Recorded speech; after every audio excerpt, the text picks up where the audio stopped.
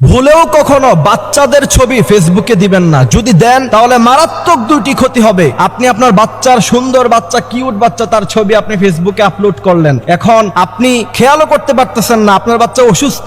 এরপরে ডাক্তারের কাছে নেন, ডাক্তার চিকিৎসা করতে পারে না। ডাক্তার বলে যে তার তো আসলে কোনো অসুস্থতা নাই, কিন্তু বাচ্চা আসলে অসুস্থ। এরপরে আসেন ইমাম সাহেবদের কাছে, খতিব সাহেবদের কাছে। এখন আমি বলি যে আমাকে নিয়ে পানির মধ্যে যদি গোলায়াও খাওয়াইয়া দেন তাহলেও আপনার বাচ্চা সুস্থ হবে না। এই জন্য মনে রাখতে হবে যে এই সমস্ত গার্ডিয়ানরা নিজের বউয়ের ছবি এবং বাচ্চার ছবি, সুন্দর সুন্দর বাচ্চা, কিউট কিউট বাচ্চা, আপনার কি দরকার ফেসবুকে তার ছবি দেওয়ার? আপনি আপনার বাচ্চার সুন্দর একটা ছবি আপনি ফেসবুকে আপলোড করলেন। এরপরে আপনার পরিচিত মানুষরা ফেসবুকে দেখে সে যদি বদ নজর দেয়, রাসূল করিম সাল্লাল্লাহু আলাইহি সাল্লাম বলেছেন নজর একটা সত্য জিনিস। ফেসবুকে বাচ্চার ছবি আপলোড দেওয়ার পরে কেউ না কেউ বদ নজর দিতে পারে। আর আপনার বাচ্চার উপর যদি একজনের বদ নজর লেগে যায় তাহলে আপনার বাচ্চার লাইফ শেষ। কারণ বদ নজর একটা কঠিন জিনিস।